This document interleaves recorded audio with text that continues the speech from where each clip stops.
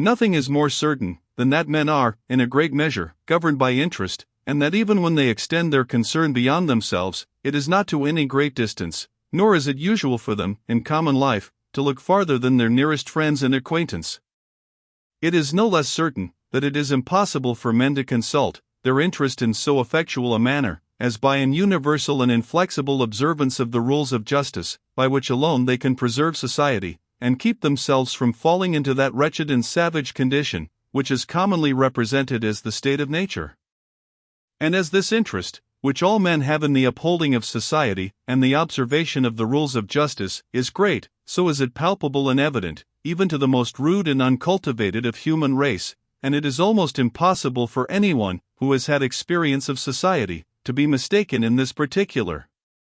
Since, therefore, men are so sincerely attached to their interest, and their interest is so much concerned in the observance of justice, and this interest is so certain and avowed, it may be asked, how any disorder can ever arise in society, and what principle there is in human nature so powerful as to overcome so strong a passion, or so violent as to obscure so clear a knowledge. It has been observed, in treating of the passions, that men are mightily governed by the imagination, and proportion their affections more to the light, under which any object appears to them, than to its real and intrinsic value. What strikes upon them with a strong and lively idea commonly prevails above what lies in a more obscure light, and it must be a great superiority of value that is able to compensate this advantage.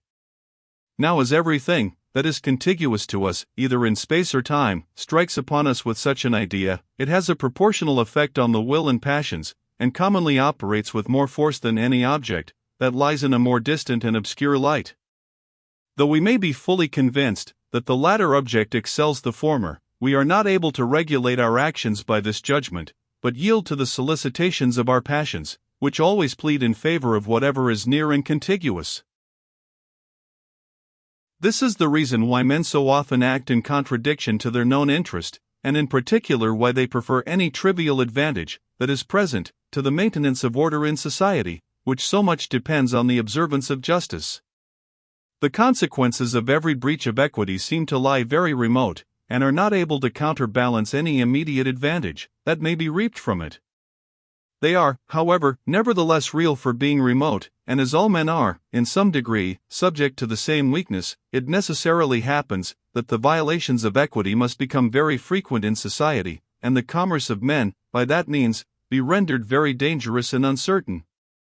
You have the same propension that I have, in favor of what is contiguous above what is remote. You are, therefore, naturally carried to commit acts of injustice as well as me. Your example both pushes me forward in this way by imitation, and also affords me a new reason for any breach of equity, by shewing me that I should be the cully of my integrity, if I alone should impose on myself a severe restraint amidst the licentiousness of others. This quality, therefore, of human nature, not only is very dangerous to society, but also seems, on a cursory view, to be incapable of any remedy. The remedy can only come from the consent of men, and if men be incapable of themselves to prefer remote to contiguous, they will never consent to anything which would oblige them to such a choice, and contradict, in so sensible a manner, their natural principles and propensities. Whoever chooses the means, chooses also the end, and if it be impossible for us to prefer what is remote, it is equally impossible for us to submit to any necessity which would oblige us to such a method of acting. But here it is observable that this infirmity of human nature becomes a remedy to itself, and that we provide against our negligence about remote objects, merely because we are naturally inclined to that negligence. When we consider any objects at a distance, all their minute distinctions vanish, and we always give the preference to whatever is in itself preferable, without considering its situation and circumstances. This gives rise to what in an improper sense we call reason, which is a principle that is often contradictory to those propensities that display themselves upon the approach of the object. In reflecting on any action which I am to perform a 12-month hence, I always resolve to prefer the greater good, whether at that time it will be more contiguous or remote, nor does any difference in that particular make a difference in my present intentions and resolutions. My distance from the final determination makes all those minute differences vanish, nor am I affected by anything but the general and more discernible qualities of good and evil. But on my nearer approach, those circumstances, which I at first overlooked, begin to appear, and have an influence on my conduct and affections. A new inclination to the present good springs up, and makes it difficult for me to adhere inflexibly to my first purpose and resolution. This natural infirmity I may very much regret, and I may endeavor, by all possible means, to free myself from it. I may have recourse to study and reflection within myself, to the advice of friends, to frequent meditation and repeated resolution, and having experienced how ineffectual all these are, I may embrace with pleasure any other expedient, by which I may impose a restraint upon myself, and guard against this weakness. The only difficulty, therefore, is to find out this expedient, by which men cure their natural weakness, and lay themselves under the necessity of observing the laws of justice and equity, notwithstanding their violent propension to prefer contiguous to remote. It is evident such a remedy can never be effectual without correcting this propensity, and as it is impossible to change or correct anything material in our nature, the utmost we can do is to change our circumstances and situation, and render the observance of the laws of justice our nearest interest, and their violation our most remote. But this being impracticable with respect to all mankind, it can only take place with respect to a few, whom we thus immediately interest in the execution of justice. There are the persons, whom we call civil magistrates, kings and their ministers, our governors and rulers, who being indifferent persons to the greatest part of the state, have no interest, or but a remote one, in any act of injustice, and being satisfied with their present condition, and with their part in society, have an immediate interest in every execution of justice, which is so necessary to the upholding of society. Here then is the origin of civil government and society. Men are not able radically to cure, either in themselves or others, that narrowness of soul, which makes them prefer the present to the remote. They cannot change their natures. All they can do is to change their situation, and render the observance of justice the immediate interest of some particular persons, and its violation their more remote. These persons, then, are not only induced to observe those rules in their own conduct, but also to constrain others to a like regularity, and enforce the dictates of equity through the whole society.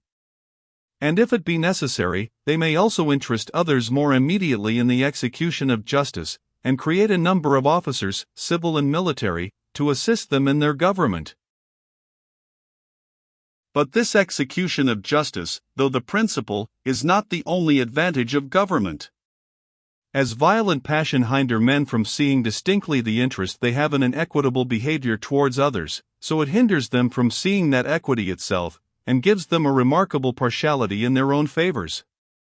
This inconvenience is corrected in the same manner as that above mentioned. The same persons, who execute the laws of justice, will also decide all controversies concerning them, and being indifferent to the greatest part of the society, will decide them more equitably than every one would in his own case.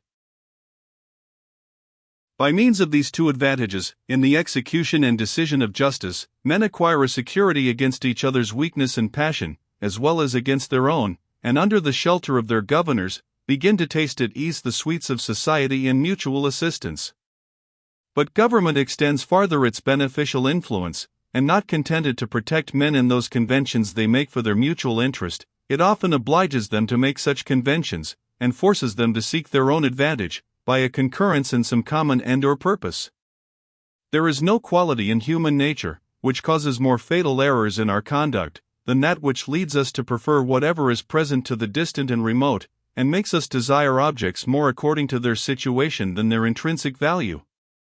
Two neighbors may agree to drain a meadow, which they possess in common, because it is easy for them to know each other's mind, and each must perceive that the immediate consequence of his failing in his part is the abandoning the whole project. But it is very difficult, and indeed impossible, that 1,000 persons should agree in any such action, it being difficult for them to concert so complicated a design, and still more difficult for them to execute it, while each seeks a pretext to free himself of the trouble and expense, and would lay the whole burden on others. Political society easily remedies both these inconveniences. Magistrates find an immediate interest in the interest of any considerable part of their subjects. They need consult no body but themselves to form any scheme for the promoting of that interest. And as the failure of any one piece in the execution is connected, though not immediately, with the failure of the whole, they prevent that failure, because they find no interest in it, either immediate or remote. Thus bridges are built, harbors opened, ramparts raised, canals formed, fleets equipped, and armies disciplined everywhere, by the care of government, which, though composed of men subject to all human infirmities, becomes, by one of the finest and most subtle inventions imaginable, a composition, which is, in some measure, exempted from all these infirmities.